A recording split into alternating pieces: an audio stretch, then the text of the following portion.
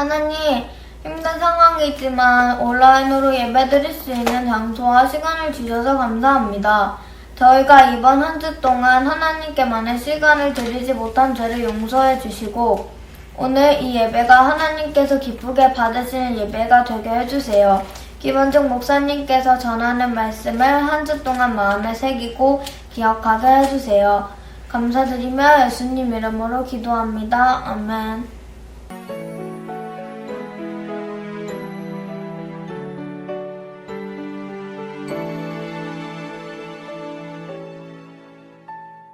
지금 내가 가진 것을 하나님께 드립니다. 하나님 나라 위하여 아름답게 쓰이는 예물이니 즐거움만 감사한 마음으로 하나님께 드립니다.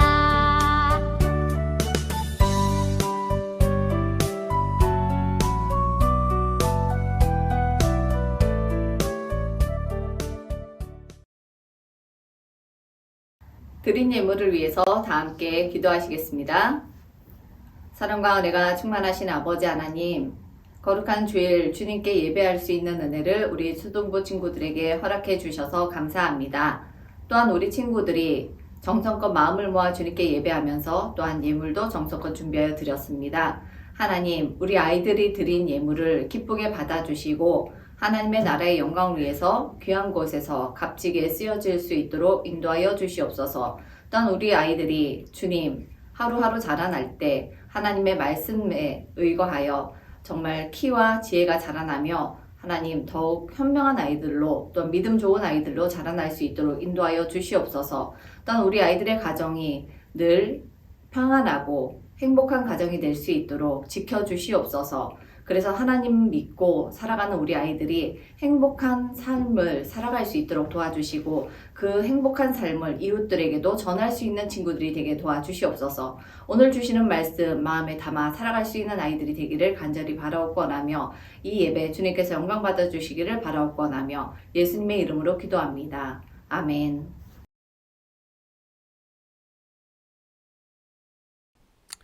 친구들 안녕. 자, 오늘은 온라인으로 우리 3, 4, 6부가 함께 예배드리는 마지막 예배가 되겠네요. 다음 주부터는 온 오프라인이 함께 각자 다른 부서에서 예배를 드리게 될 거니까 자, 함께 드리는 마지막 예배로 다시 어떤 말씀을 나누면 좋을까? 우리 전도사님들과 목사님이 같이 머리를 고심하는 끝에 의견을 모은 건 감사에 대한 말씀을 나누었으면 좋겠다라고 의견을 모았어요. 자, 그래서 오늘 말씀의 제목은 바로 감사의 유익이 되겠습니다. 자, 오늘 본문 말씀 먼저 한번 찾아볼까요? 빌립보서 4장 6절의 말씀. 성경을 미리 찾아놓은 친구들은 꺼내서 한번 보여주세요. 나머지 친구들은 성경책을 미리 준비해 주시면 좋겠죠. 자, 좋아요. 자, 그럼 우리 모두 한 목소리로 크게 한번 읽어볼 텐데, 자, 말씀을 읽을 때는 잠깐 마이크를 켜고 같이 읽어도 좋습니다. 다만 목사님이랑 시간차가 있다는 거 기억하고, 그러 상관없이 큰 소리로 같이 한번 읽어보고 끝나면 알아서 꺼주는 센스. 자, 같이 한번 읽어봅시다. 잠깐만요. 혹시 성경책 준비 안 된 친구들도 있으니까 목사님이 띄워줄게요. 시작. 아무것도 염려하지 말고 다만 모든 일에 기도와 간구로 너희 구할 것을 감사함으로 하나님께 아뢰라. 아멘. 자, 목사님이 가장 좋아하는 성경 인물들이 구약과 신약에 한 명씩 있는데 누굴까? 누구? 먼저 구약의 인물 중에서는 믿음의 조상인 아브라함, 아니면 출애굽을 한 위대한 지도자 모세, 아니면 하나님 마음에 합한 자로 칭찬받았던 다윗. 목사님이 제일 좋아하는 구약의 인물은 바로 여호수아예요. 여호수아. 자, 여호수아는 마치 목사님의 어떤 인생의 방향을 보여주는 사람 같아요. 왜냐하면 여호수아는 모세를 도와서 항상 1등이 아니라 2등으로 잘 섬겼던 섬김의 리더십을 갖고 있는 사람이었죠. 그러나 그래도 그 자리에서 최선을 다하고 열심히 있는 사람이었고 또 전쟁터에서는 앞장서서 적을 물리칠 만큼 터프한 그런 사람이었어요. 멋진 사람이죠. 자, 그리고 신약에서는 오늘 본문 말씀을 기록한 사도 바울, 이 사도 바울 아저씨를 목사님이 제일 좋아해요. 신약 성경의 절반을 쓰기도 한 사람이죠. 그리고 온 세계로 복음이 증거될 수 있도록 발판을 마련했던 인물이에요. 사실 이 바울 아저씨는 스펙이 아주 빵빵한 사람이었어요. 정통 유대인으로 무역으로 아주 발달되어 있었던 다소라는 도시에서 서울 같은 데서 태어난 거야. 좋은 도시에서 태어났고 당시 유대인들에게 존경받는 사람들이었던 바리새인, 율법을 아주 정확하게 알고 율법을 철저히 지켜내는 그런 사람들, 뛰어난 사람들 가정에서 태어났던 거예요. 자, 그뿐만 아니라 엄청 잘했어요. 열심히 공부하는 사람이었어요. 지금도 누군가에게 배우는 게 아주 중요한데 특히 예체능으로 진로를 정하는 친구들은 누구에게 레슨을 받는 게 진짜 중요하거든요. 그 레슨 선생님을 받는 그 연줄이 진짜 중요해. 자, 그런데 이 바울 아저씨는 가말리엘이라는 아주 뛰어난 랍비에게 공부를 배웠던 거예요. 가말리엘은 지금까지도 유대인들이 가장 존경하는 3대 랍비 중에 하나예요. 한 명은 학사 에스라, 선지사죠. 그리고 두 명째는 우리 탈무드를 집필했다고 얘기되는 키엘, 그리고 마지막 오늘 나오는 이 가말리엘. 자, 그러니까 지금으로 말하면 이 정도, 서울대 법대 정도 클래스에 있다고 생각하면 되겠죠. 자, 거기다가 로마인의 신분을 가지고 있었어요. 이 로마인의 신분은 아마 부유한 가정이어서 아마 자연스럽게 취득하게 된 신분이었던 것 같아요. 자, 그런데 이 당시 로마는 전 세계를 지배하고 있던 나라였기 때문에 로마 신권을 가진 사람은 그 누구도 함부로 할 수 없는 아주 권력 있는 그런 집안이었다는 거죠. 자, 그럼 과연 바울 아저씨가 그 모든 권력과 그 모든 지식과 학식들을 다 사용하면서 살았을까요? 떵떵거리면서 살았을까요? 아니죠. 자, 아주 많은 고난과 아픔과 어려움들을 겪었어요. 오늘 우리가 함께 읽은 이 본문인 빌립보서 마찬가지도 이 감옥에 갇혀가지고 빌립보라는 지역에 있는 교회의 성도들에게 쓴 편지예요. 에바 브로디두라는 사람에게 전해준 바울의 감옥에서 쓴 편지. 자, 그런데 이 빌립보서는 기쁨의 서신이라고 불려요. 그러니까 기뻐하라, 어떤 상황 가운데서 기뻐하라, 계속 기뻐하라는 말이 계속 등장하는 거야. 근데 어떤 상황이라고? 감옥에 갇혀서 지금 편지를 쓰고 있는 상황인데, 그런데 어떻게 사도 바울은 그렇게 감사하고 기뻐하라는 말이 나올 수 있었을까요? 자, 감사하는 것은 내가 원한다고 그 마음이 막 생길 수 있는 게 아니에요. 감사함은 습관과도 같아요. 그죠? 작은 것에서 감사한 것들을 찾아내는 그런 버릇이 있을 때, 평소에 들어있을 때 우리는 비로소 모든 순간순간마다 감사를 우리의 입으로 고백할 수 있게 되죠. 그거는 이 온 우주를 창조하신 하나님을 믿는 믿음에서부터 시작된다는 거. 바울은 이것을 제자인 디모데에게 쓴 편지에서 이렇게 이야기했어요. 디모데전서 4장 4절 말씀을 같이 한번 읽어볼게요. 시작. 하나님께서 지으신 것을 모두 다 좋은 것이요 감사하는 마음으로 받으면 버릴 것이 하나도 없습니다. 아멘. 그런데 사실 사도 바울 아저씨도 예수님을 만나기 전에는 감사가 아마도 부족한 사람이었을 거예요. 바울은 원래 예수님을 믿는 기독교인들을 잡아서 괴롭히는 아주 무서운 사람이었어요. 그런 바울에게 감사가 있었을까? 화가 나 있었죠. 화가. 코로나가 길어지면서 우리에게 어떤 현상이 일어났을까? 모두가 화가 나 있어요. 건드리면 폭발하는 그런 어떤 마음속 깊은 곳에 답답함, 짜증, 이게 막 가득 차 있는 거죠. 이제 위드 코로나가 되니까 다 어떻게 해요? 다 밖으로 튀어나오잖아. 이때까지 너무 힘들었던 거야. 자, 그런데 그런 상황이니까 더 감사가 힘든 거지. 자, 그런데 바울은 그 꽉 막힌 마음을 가지던 중에 예수 그리스도라는 밝은 빛을 만나게 된 거예요. 갑자기 큰 빛을 보게 되고 예수님의 음성을 듣고는 눈이 멀어버리죠. 그리고 가말리엘이라는 한 선지자의 아나니아라는 한 선지자를 만나라라고 하나님의 말씀을 듣고 그 아나니아 선지자를 만나서 눈의 비늘 같은 것이 벗겨지면서 다시 눈을 뜨게 되면서 인생의 완전 새로운 180도 전환이 생기게 되죠. 예수를 박대하고 핍박하던 사람에서 오히려 예수님을 증거하는 사람으로 바뀌게 된 거예요. 자, 감사하는 것은 우리가 습관처럼 해야 하는데 이게 쉽지 않은 습관이에요. 그런데 감사했을 때 어떤 유익이 있는가를 알게 되면 좀 더 우리가 마음을 먹을 수 있겠죠. 자, 그러면 우리 친구들 감사할 때 우리에게 어떤 유익, 어떤 좋은 점이 있을까? 자, 먼저는 첫 번째로 평강을 얻게 되는 거예요. 평강한 마음. 그러니까 감옥에 사는 요 죄수들과 여기 쪽 그리고 이렇게 수도원에 사는 수도사들의 공통점은 뭘까? 둘 다 자유가 없어요. 갇혀 지내는 사람들이지. 다른 점은 죄수들은 항상 불평하고 원망하고 살아가지만 이 수도사들은 작은 것에도 감사하고 산다는 거예요. 밥이 나오는 게 수도사가 잘 나올까 감옥이 잘 나올까? 뭐 나도 안 먹어봐서 잘 모르겠지만 둘 다 안 가봤지만 수도사들은 풀밥 먹어요. 풀밥. 고기 별로 없어요. 근데 감옥은 항상 뭐 고기가 같이 나오잖아. 생선이라도 나오잖아. 뭐 아무튼 어디에 사는 게 중요한 게 아니라 어떤 자세로 살아가는지가 더 중요한 거죠. 감옥은 자발적으로 간 게 아니라 끌려간 거고, 수도원은 내가 그렇게 살겠노라 하고 다짐하면서 그 삶을 살겠다고 하고 들어간 거기 때문에 감사의 자세가 달라지는 거예요. 감사하는 사람에게는 환경의 어려움이나 이런 상황의 난감함은 문제가 되지 않는다는 거죠. 마음에 진정한 평안과 평화, 평강이 넘쳐나게 된다는 거예요. 자, 작은 것에 감사할 수 있는 마음이 우리의 마음을 더 풍요롭게 할 수 있다는 거죠. 예전에 한번 목사님 이야기해 준 적이 있죠. 요 알시카 이야기. 목사님을 가지고 싶었는데 집안이 너무 어려워서 형편이 안 돼서 감히 가지고 싶다고 얘기도 못했는데 목사님 아버지가 그걸 눈치채시고 한 푼, 두 푼 동전을 모아서 문구점에 데려가셔서 이 알시카를 동전을 와르르 쏟아놓으면서 사주신 거예요. 물론 이게 막 값비싼 장난감은 아니었지만 그렇지만 그 알시카를 구입할 만큼 충분한 동전을 모은 그 아버지의 마음, 어떤 마음으로 아버지가 이 선물을 준비했을까, 그거를 목사님 마음속에 딱 생각이 되니까 그 선물을 받았을 때 큰 기쁨이, 풍성한 기쁨이 마음에 가득했던 거죠. 돈이 많으면 좋죠, 여러분. 우리 사랑에도 지난번에 얘기했던 것처럼 이렇게 엄청 많이 장난감을 가지고 있다고 보여줬죠. 그런데 이렇게 많은 장난감의 문제가 아니라 이 장난감을 사주는 엄마 아빠의 그 사랑의 마음이 얼마나 담겨 있을까, 얼마나 들어가 있을까, 이게 얼마나 느껴지는가, 이게 진짜 풍요로움의 비결이 되겠죠. 얼마나 하나님의 사랑을 느끼고 있는가, 평강을 얻고 기쁨을 얻는 비결이 뭐냐면 그렇게 나에게 사랑을 주시는 하나님이 나와 함께 계시는구나, 나를 지켜보시는구나, 그 하나님께 감사의 마음을 갖는 것, 이게 바로 풍요로움의 비결이 된다는 거예요. 골로새서 3장 15절에는 이런 말씀이 있어요. 같이 한번 읽어볼게요. 시작.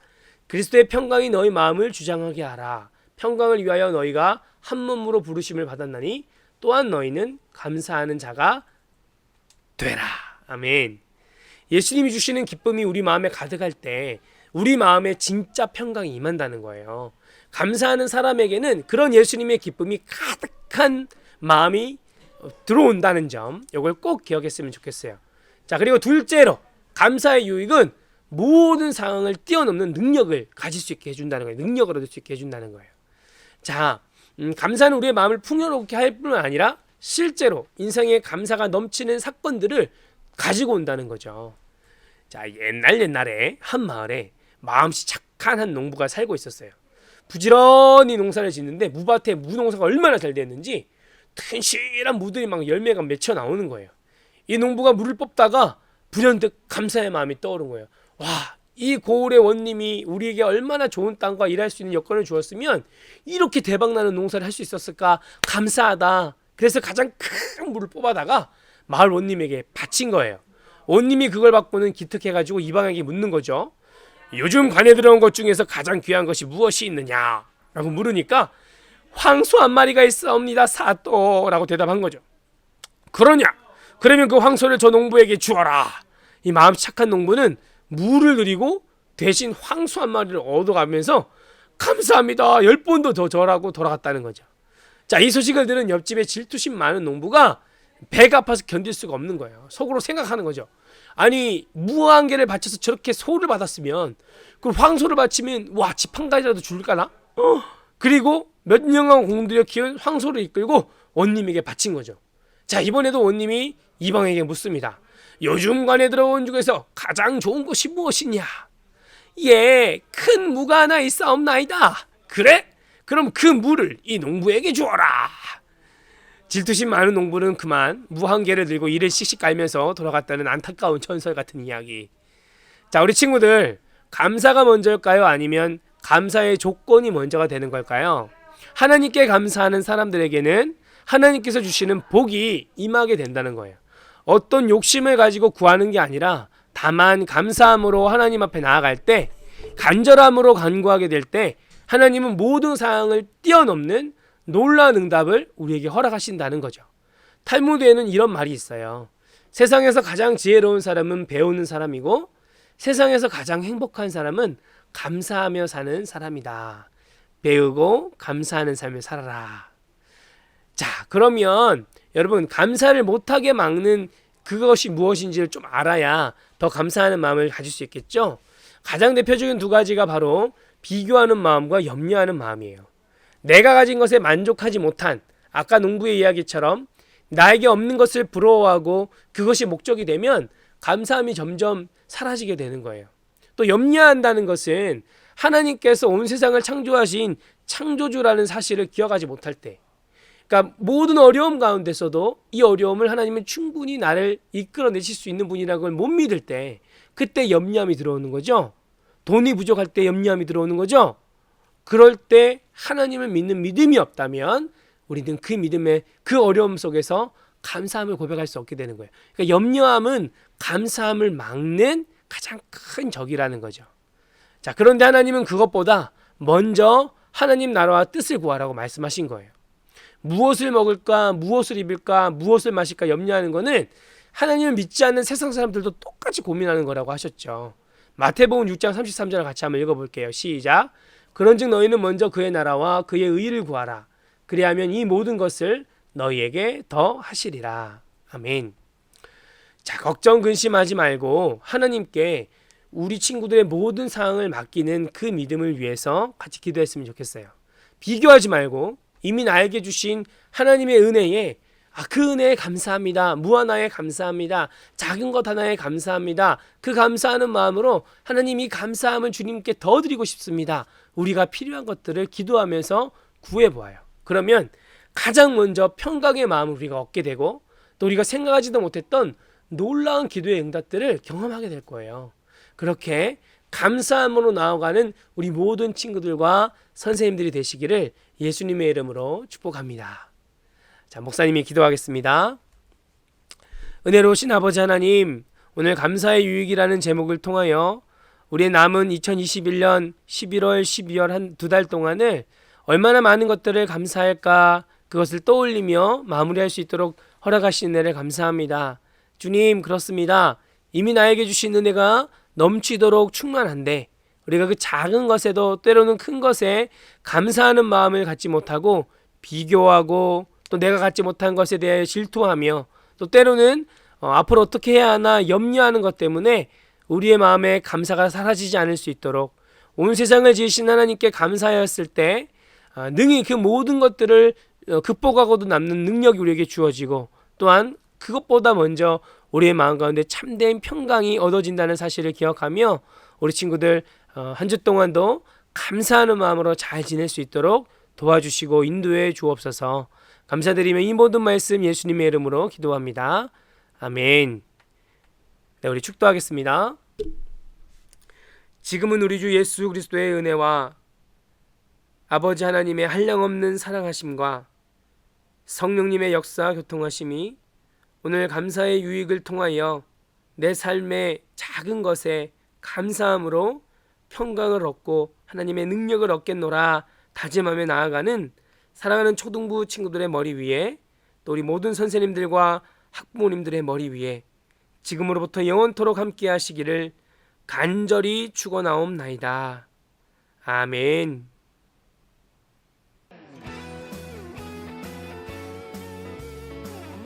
안녕하세요. 저는 초등학교 7반 조아람입니다. 전체 광고입니다. 첫 번째, 코로나로 인해 온라인 예배를 진행하고 있습니다. 어떠한 자리에 있든지 하나님께 올바른 모습으로 예배하는 초등부 친구를 됩시다. 부서별로 정해진 시간에 주보로 반모임이 있습니다. 두 번째, 다음 주부터 성전 예배가 시작됩니다. 1부 9시, 2부 11시에 부서실에서 예배가 진행됩니다. 부서의 안내를 확인하세요. 세 번째, 어린이 제자학교가 오늘 수료를 합니다. 6주간 성실하게 참여한 친구들을 칭찬합니다. 오늘도 제자 훈련은 1시부터 줌으로 진행됩니다. 신청한 친구들과 선생님들은 1시까지 줌으로 모여주세요. 초등 4부 추가 광고입니다. 첫 번째, 다음 주에 14일 예정되었던 드라이빙 워킹스루 천국 잔치 시간을 10시부터 11시에 진행합니다. 1부 친구들은 예배 후에 2부 친구들은 예배 전에 와서 참여하세요. 장소는 초등 사무실 앞 마당에서 진행합니다. 두 번째, 오늘 12시 10분부터 교사 원래를 시작합니다. 안될 공과를 마친 후 선생님들은 전체 준방으로 다시 모여주세요. 초등 5부 추가 광고입니다. 첫 번째, 예배 후 한별 모임이 있습니다. 두 번째, 매월 둘째 주일은 선교주일입니다. 선교에 함께 동참하는 마음으로 선교 헌금을 준비해주세요. 초등 6부 추가 광고입니다. 첫 번째, 예배 후 공과 진행 시간은 1부 9시 40분, 2부 11시 40분입니다. 두 번째, 다음 주 성전 예배는 드림일동 초등 6부실에서 진행됩니다. 1부는 9시, 2부는 11시입니다. 성전 예배가 가능한 학생들은 성전으로 오세요.